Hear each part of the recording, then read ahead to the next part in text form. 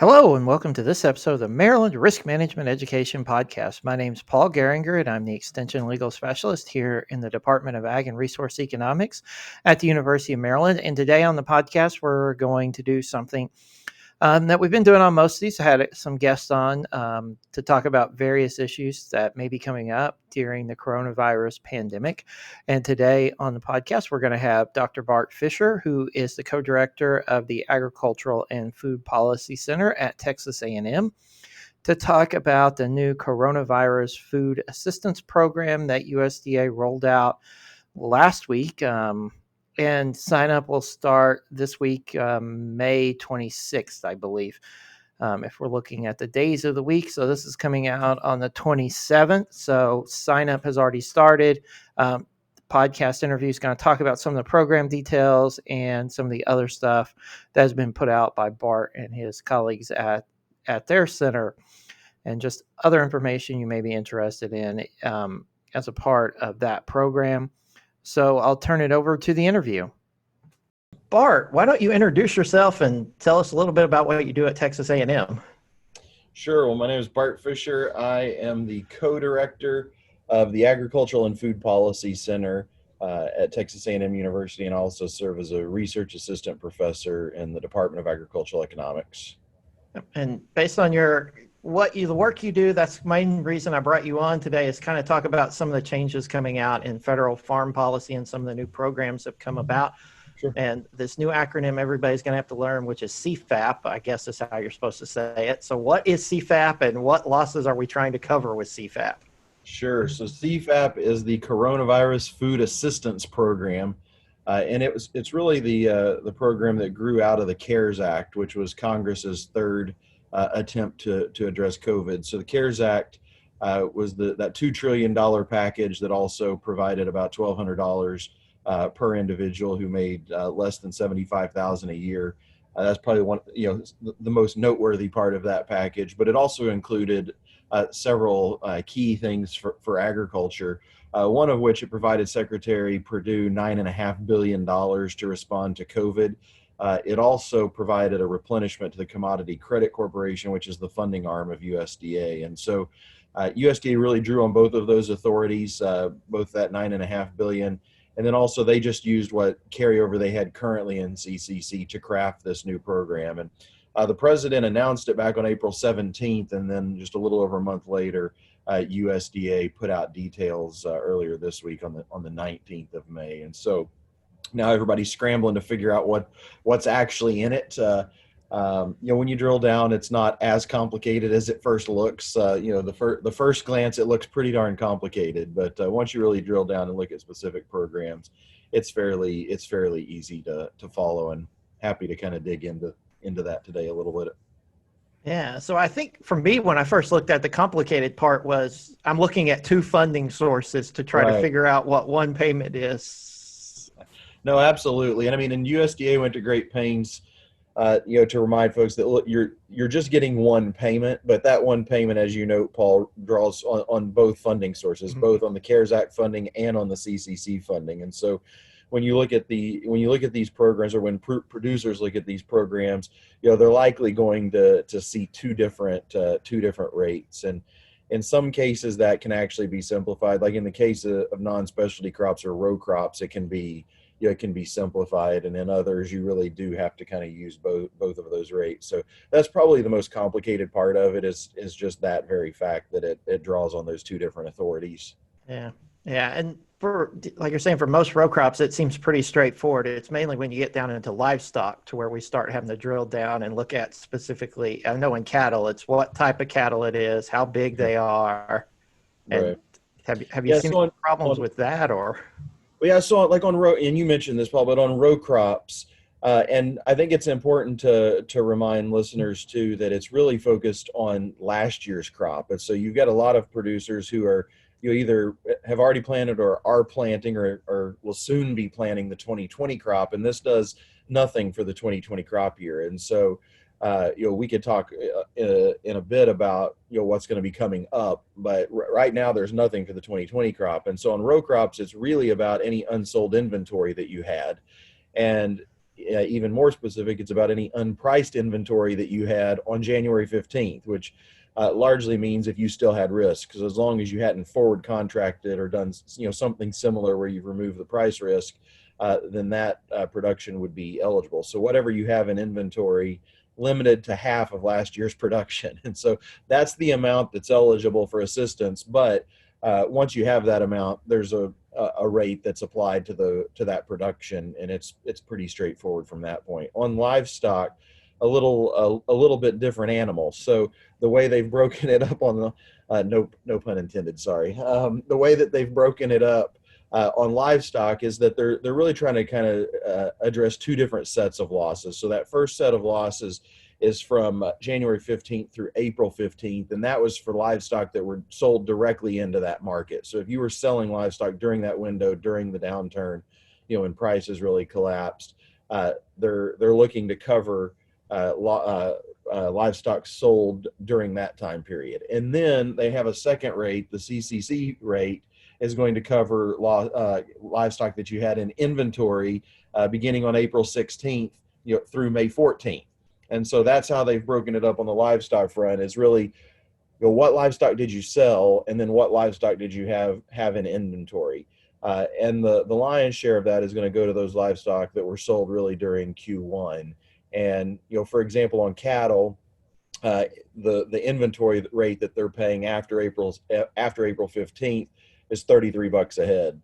By contrast, if you had feeder cattle over 600 pounds, the rate is 100 that you sold during that Q1 window. The rate's $139 a head, so over 4 times higher.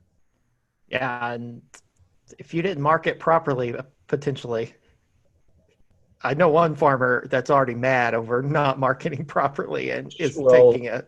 Sure, and I mean there are a couple of things, and I think you had asked this, Paul, kind of issue spotting there. If you sold livestock, let's say very early on in this process before the market really collapsed, then you could end up doing fairly well, because you may very well have pretty decent market receipts, and then you're adding on this a significant payment to it. I'm getting a lot of feedback from folks that are frustrated about that April 15th date.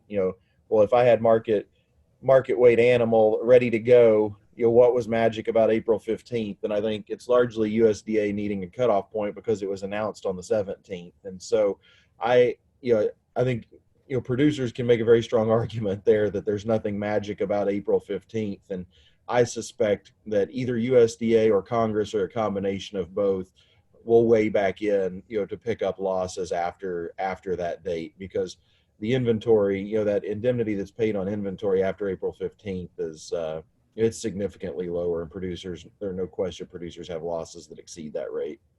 Yeah, I'm suspecting the April 15th date it's just close enough to April 17th that they can say that they didn't influence the market and that didn't impact payments. Because that was my first pickup when I looked at us and had to explain it to one particular producer who was mad. Sure. Well, and I think when you combine that with the limited funding that was available, if you go back and look at the CARES Act debate, which really originated and was largely negotiated over on the Senate side, there had been a lot of interest in raising the CCC borrowing limit up to $50 billion, anywhere from 50 to 68 billion. 68 billion would be the new borrowing authority if we had inflation adjusted. CCC borrowing authority hasn't changed since 1987. It's been set at $30 billion. And so there's a robust discussion about raising it. Senator Hoeven out of North Dakota had kind of led the charge. He chairs the Senate Ag Appropriations Subcommittee. But ultimately, the package that came out of the Senate didn't change the borrowing authority at all, and it didn't even fully replenish the CCC. And the $14 billion it did provide isn't available till July, and so there's no question we're going to see more than what was just done in this original CFAP. I think it's more of a question of, is it going to be a modification to CFAP, or is Congress going to go? Is Congress going to do something more prescriptive on their own?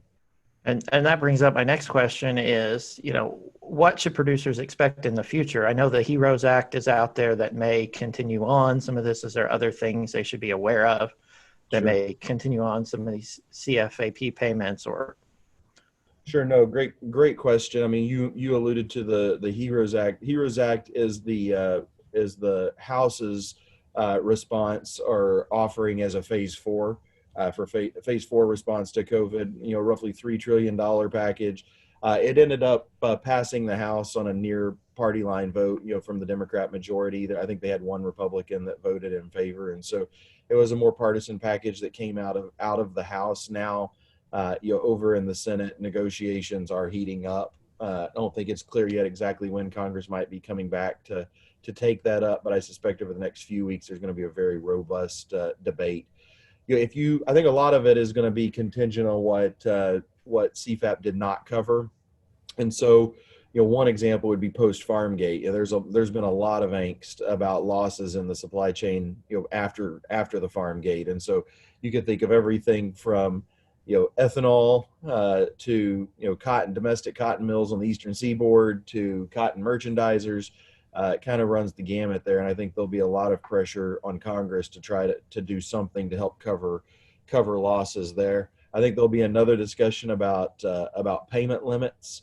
USDA, they removed the limitation on individual commodities, but their overall payment limit of $250,000 they left in place. And so if you're a dairy or if you're a big specialty crop producer who's never really, in the Farm Bill, dairy isn't payment limited in the Farm Bill. And so suddenly now in this huge collapse to have that payment limit, you can have, it's not huge dairies that are payment limiting. It's dairies that are, 600, roughly a little over 600 cows that are payment limiting. So I think payment limits will be another big discussion. Interestingly, in the HEROES Act, they largely left, the payment limit alone, and we're even flexible in the AGI, I think, in recognition that, we're kind of in unprecedented times. And then I think too, again, on livestock, there's going to be an ongoing conversation on whether it's cattle, pigs and hogs, chickens. I think it kind of runs the gamut that there's going to be, and kind of rolled up in all that discussion too is for, on operations where animals have been depopulated, what's USDA going to do? To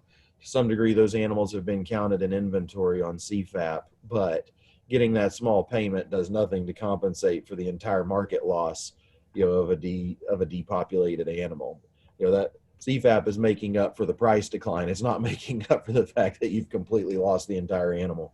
Yeah, and that's what I say. Even in poultry, they're excluded totally from CFAP, Yeah. And they're got issues here with houses being depopulated, Absolutely. Which I think is becoming a bigger issue around the country now too. Yeah, so I do think producers should take heart that the CFAP was not the end all. It was USDA responded to the initial funding, that they were given, and that I can't fathom a scenario where more is not going to be on the way soon. Yeah.